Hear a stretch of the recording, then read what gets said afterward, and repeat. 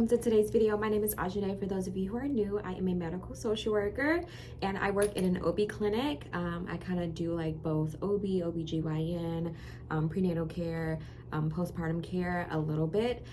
So yeah, I just wanted to do a little video of what it was like or what it is like working in OB. I have the pleasure of working with different types of women every single day, but 95% of my work is usually dealing with moms who have SUD, AUD, OUD, anything under substance use. I meet with those patients. I work at a specialized clinic and we assist them with anything that they might need. So whether that's medicated assisted treatment, which is like any form of Subutex, Suboxone, and Methadone. We do not administer look at that.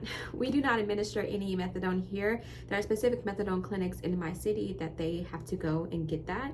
That is daily until they have reached a longer period of time of getting the methadone, and then they get take-home doses. But typically they only get take-home doses on the weekend when the methadone clinic is closed. And then for pregnant moms, we give them Subutex, and then when they're postpartum, we give them Suboxone. Suboxone can also be given to moms during pregnancy if they don't tolerate well with the Subutex. So yeah, those are the options. With getting this medication to help with like cravings and withdrawal symptoms, it is encouraged and it's a part of getting that you have to engage in some type of treatment or counseling or both. So usually they do a lot of groups. They have to be engaged in groups. They have to have a counselor and additional support, maybe a peer specialist. Maybe they meet with a counselor twice a week, and or they can do groups as well. So it can look different. It can be tailored to each specific patient, which is really nice. But for generally, it's some type of group and or a counselor. So most people have to have a counselor when dealing with MAT. I just wanted to also say that it's Subutex, Suboxone, Methadone during pregnancy, and then Vivitrol is an option that they can explore after they're done delivering and having the baby, and after in postpartum period. Okay, so working in OB is definitely unique. I have worked in this job, I just found out, almost 5 years. I started in 2019 and it's currently 2022, and I have some stories to tell you, and I am not in any rush to get pregnant. Let's just say that I love kids, love them. Do I want to be pregnant right now? No. But it's definitely an experience because I work in a specialized clinic, and then I also work over at the clinic with moms who don't necessarily have SUD or AUD or anything like that. They might just be high risk, or this might just be a typical pregnancy where they just go in for prenatal care, but they might have needs of like needing shelter or resources for food and things like that. So social determinants of health and things like that. So we go over that, and then if they have any needs, then they get a referral for a social worker, but it's not necessarily always for SUD when it comes to me. So working in an OB clinic, I have done a video of who's actually in my clinic, and I believe since I made that public, it's been some changes. So we now have a counselor and a peer support specialist on campus, like in our office, that meets with the patients and can provide them services. But what it typically looks like is that it is a normal OB. Like we do OB, that's first, and then we, in collaboration to the prenatal care, we do management of their substance use disorder. So we go over any cravings, any withdrawal, any concerns that they might have in regards to any relapse or potential or exposure to use. And so we try to problem solve, and that's where I come in as a social worker to help with any barriers or obstacles that might be preventing them from initiating care or treatment or getting into residential treatment or outpatient services and things like that. So I help navigate that. I help them explore what would work best for their current situation, their housing situation. I also help with getting and obtaining baby supplies and items, making referrals to like diaper banks and things like that. And that's really helpful for a lot of patients because it takes a lot of that stress off. but we help them with just like getting that sobriety under their belt if they're not already currently in sobriety, and getting them the tools and the equipment that they need in order to be successful and to really be the best mom that they can be, to help assist grow their baby, and or to be the best mom postpartum. So we want to make sure that we manage that. Full transparency, we do disclose that we will hotline, because if there's any use of illicit drug use or mismanagement of any controlled substance, we have to make a mandated report to the state. Although marijuana is legal in my state, it's still a federal law that we have to make a mandated report. Now, they don't necessarily take away or remove a child from their parent or their home in the event that it's just positive cannabis, however, they want to continue to provide services. And I also want to say that they do it for data. So that is something that we help navigate, that we help explain to them, that no matter wherever you go, no matter what hospital, you're going to get our Children's Vision Report, but it's best to come to our hospital, because we'll be able to assist with that and like give them education, the Children's Vision worker or staff, education on what's going on. Especially if we've built a report, we're able to give them the changes, the development, the growth that you've had during your time at our clinic for prenatal care. So we want to do our best to help, and so they do ultrasounds here, they do Dopplers, NSTs, they do blood work, and we treat other pregnancy symptoms. So it's not just MAT, it's like the full-blown pregnancy. We make sure that baby's doing well. We work in collaboration with the hospital and taking care of those babies, because they're considered NAS, neonatal assisted syndrome. No, they're called NAS babies.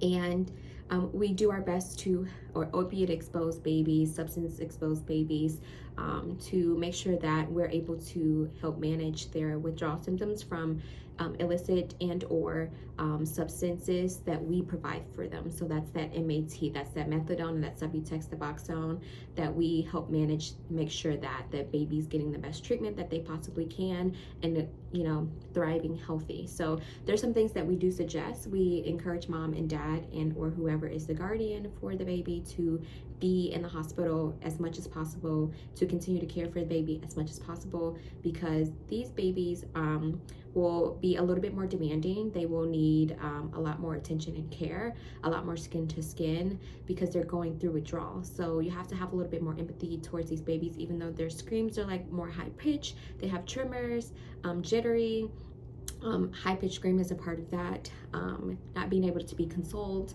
after a certain amount of time, like a time limit, if they're not able to be consoled by the skin to skin, or the burping and the feeding.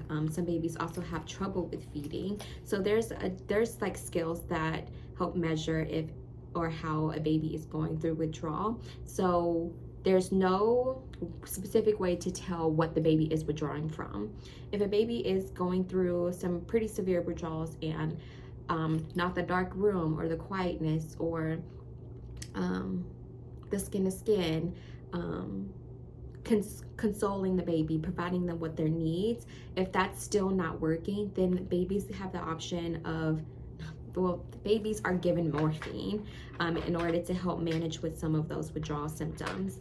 And we do encourage our parents to stay up at the hospital, like I said, and continue care for the baby, because that is truly the best medicine. And it's been proven and it's been tested that keeping the baby with a guardian or family member or their mother helps them recover faster. So yeah, so working in an OB clinic is definitely fun. It's definitely interesting, because you're already dealing with hormonal pregnant woman, but then when you add another layer of substances, it does make things a lot more complicated. But it definitely shows you that, well, it's probably going to keep going. So there's definitely, it's clear that substances is a real life thing, that substances do cause people to continue to use. Like and these moms want to have healthy babies. These moms want to have babies without substances in their system. These moms want their babies to not have to go through severe withdrawal or complications after or during in utero. But the disease is strong and it is difficult, and no matter how much they want to, sometimes moms aren't successful in abstaining or maintaining sobriety. There are some moms who just give up and who don't see the light at the end of the tunnel, that they can maintain sobriety or achieve sobriety, or even cut back use, and so they continue to use and just kind of like surrender at labor and delivery when Children's Division is involved.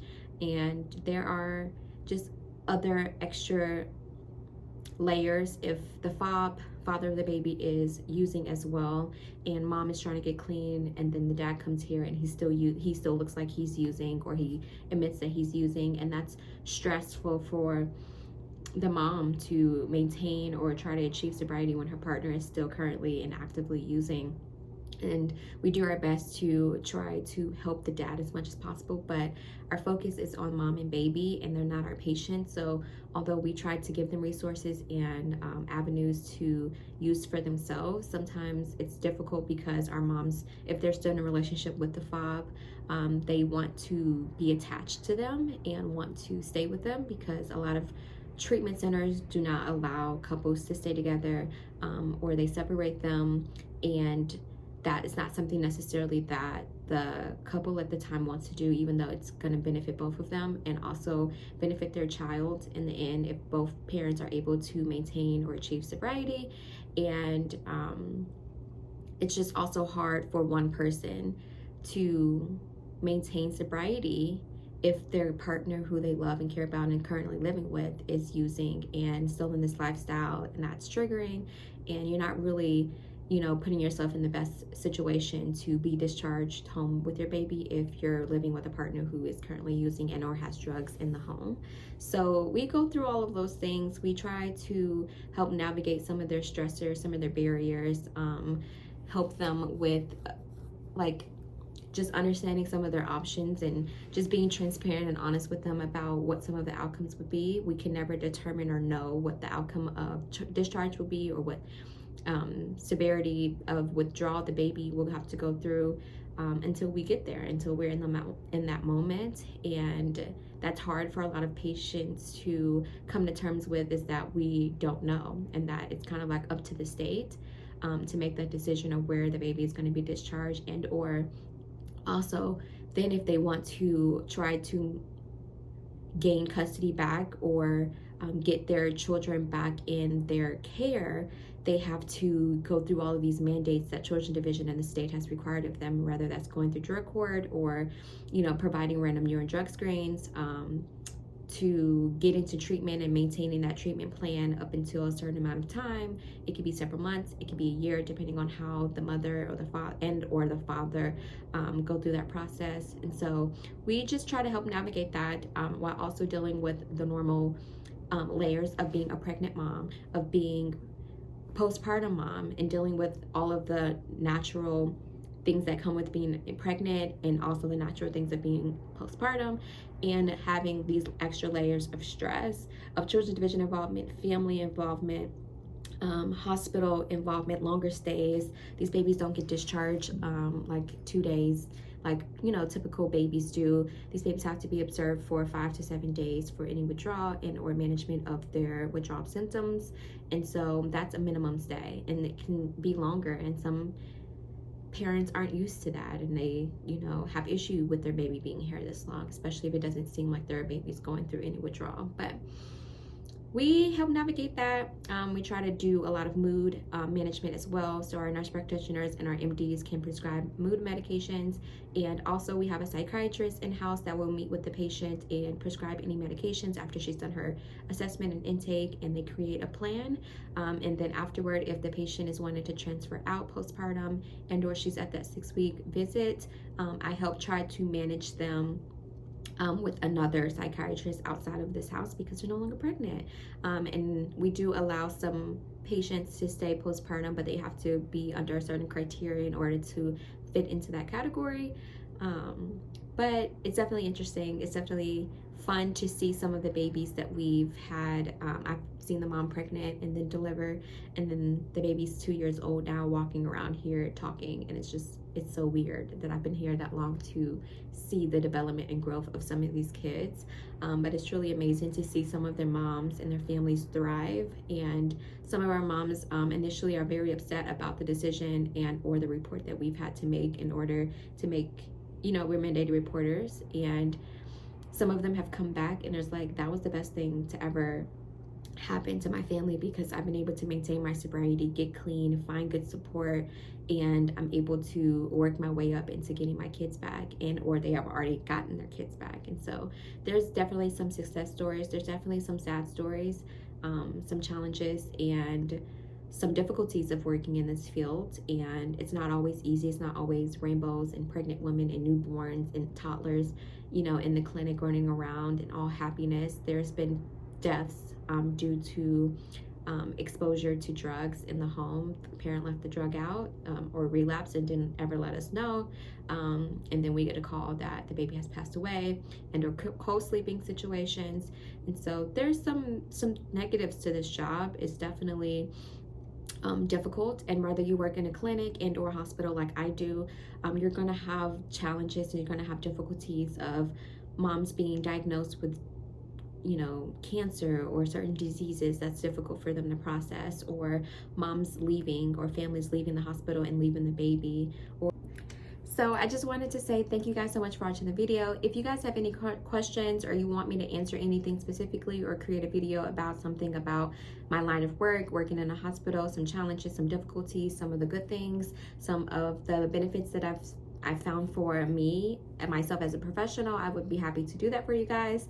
I hope that you guys are doing well, and I'll see you on the next video. Until then, keep safe, be sane, and do your best, because that's all that matters at the end of the day. And yeah, I'll see you guys next time. Bye.